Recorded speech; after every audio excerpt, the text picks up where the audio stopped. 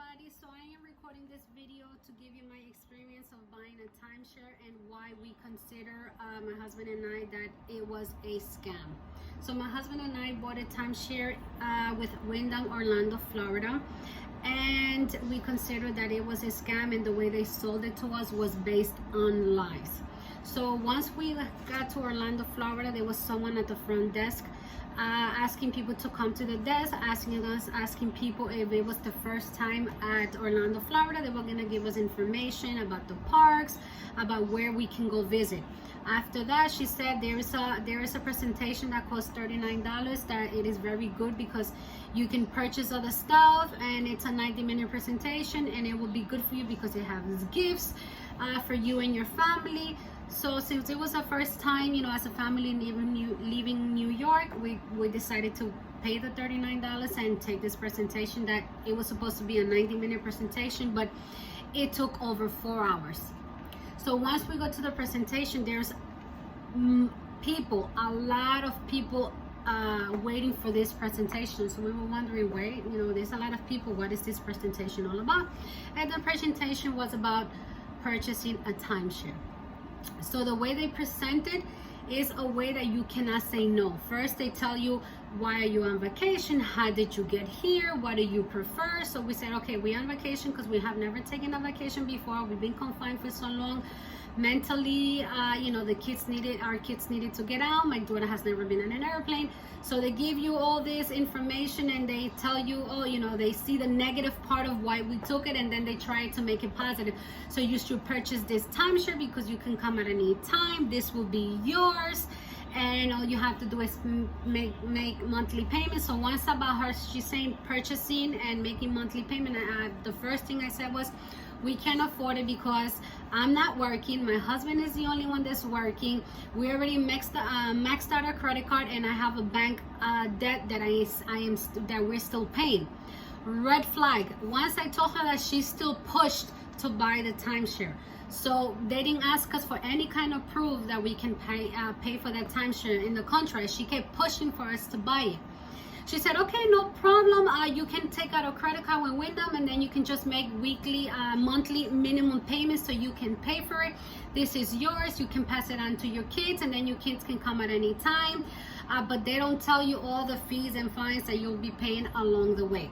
So the purchase down payment was for $1,857, money that I told her that we didn't have from the beginning.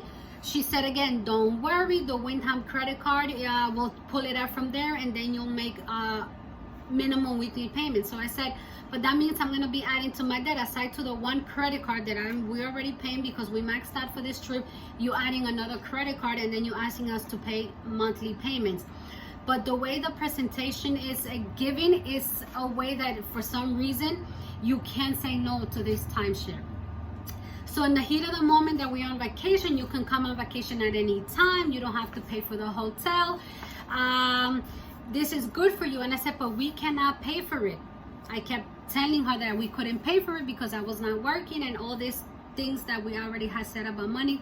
She goes, don't worry, you can rent it out and it can help it pay for it until you can pay for it yourself. I said, what do you mean we can rent it, it can pay itself until we get back on track? She said, yes, buy it and I'll help you in January, rent it, and you will even have some money for yourself. So we were like, okay, if that's the case, then we'll purchase it because if we rent it, it can pay itself out until we can go back on track. She said, call me in January and I will help you rent it. I said, why don't we just do it now that we purchase it, and let's rent it right away, because right in January, we just came back from vacation. We maxed out our credit card. We're not going to be able to take another vacation.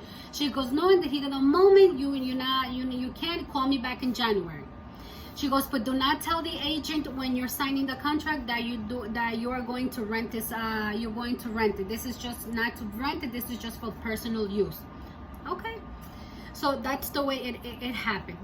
January came and we called her and we asked her. She didn't receive our phone call, so we texted, and I said, okay, so this is Marjorie. You saw us back in November and you told us to call us in January because you were going to help us rent our timeshare. We never received a call or even a response. The only finally after like 10-20 calls, we got a voice message saying I will call you back because I'm with a client. That call never came. So I started texting her and saying, but why would you do this to us? I feel that this is a scam. You said you're gonna help us rent this, so I'm just thinking that we just lost all this money, and now we have another credit card that we have to pay because payments will be coming out of that credit card for the timeshare. No response whatsoever. So I said, okay, that's okay. So once I called, this is the contract that you get. Okay, it's a contract of who knows how many pages. And if I'll show you that there are so many fees that they don't tell you that you have to pay. It was going to be a $370 roughly with the maintenance fee, but we started getting other payments for annual fee and all this stuff that at the end of the day it's more than what they said it was going to be. We haven't paid because we don't have money. January came, like I said, and when I spoke to her, my husband got sick and he stopped working. My husband's parents live with us. They got COVID as well. My kids got tested positive for COVID, so we were all confined, not working, not doing it. And I was already stressed to the point that I was getting sick because I didn't know what to do with this thing, with the bills coming up and everybody in my house being sick. So I called the number and they told me that I couldn't cancel. My period had passed and I'm sorry that they couldn't help. The only that they can do for me is try to get me into a hardship program, that they were going to send me a mail with all the documentation that I had to send to see if I qualify for this hardship program. When I received the papers, I needed to send proof of medical records. I have to medical bills, I'm sorry. I had to W-2 forms. I had to send pay stubs, letter from work that I was not working. And in my mind I was like, wait a minute, to purchase it I didn't need any proof that I can pay for it, but to get out of it I have to send all this proof. So I right there and then I said, okay, this is a scam because this is like a mortgage that you're paying on a monthly basis. Once I noticed that I didn't get help, I went into the Windham and Facebook and I put a bad review. I put 1 or 2 bad reviews, so I got a call from Daniel Sorias. She's the agent that sold us the timeshare. I got a call from her boss asking me why was I putting those bad reviews. So I explained to her, you know what you guys are doing, the way you scam people into people buying these timeshares, and that you cannot get out of.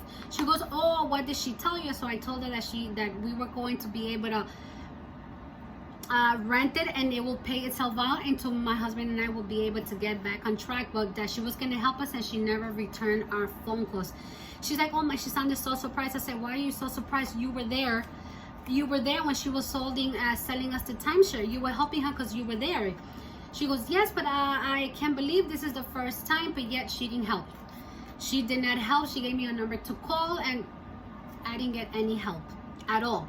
In other words, I am still stuck with the timeshare and the bills are still piling up for the timeshare, and our credit score is going down because we haven't made any payments. We haven't been able to make the payments because it's $370 a month with another bill that it's coming for annual fees. So guys, please, I suggest do your research. Don't let them talk to you into buying the timeshare the way they did to us. It is not worth it because you're paying for this on a monthly basis. You have to reserve it month ahead of time, which you don't know what's going to happen from here to like next week, and you still have to pay for flight tickets. You still have to pay for your food. It's not, in my opinion, it's not worth it. We're still trying to pay for it. Look at the contract. Look at the contract. It's a big, this at least 60 pages in this contract. And they didn't ask for any proof that we can pay for it on the contract. Oh, don't tell them that you're going to rent it and that you're going to use it for business. Just say it's going to be for personal use. It was an either or. Where our money is going to the money goes to the garbage. The money goes to the garbage. So right now our credit scores are going more down because we haven't been able to pay for this on a monthly basis, that you don't go on vacation every month. So you pay for this on a monthly basis, and you can take a vacation once a year, once every 2, when you have the opportunity, and you're paying for this on a monthly basis. For that, you take a vacation once a year. You pay for the hotel, for whatever, and you're not wasting all this money on a monthly basis. So please do your research. Don't let them scam you into buying a timeshare. Don't forget, mine was bought at Wyndham, Orlando, Florida. Thank you for watching this video. If you want, just please leave a comment.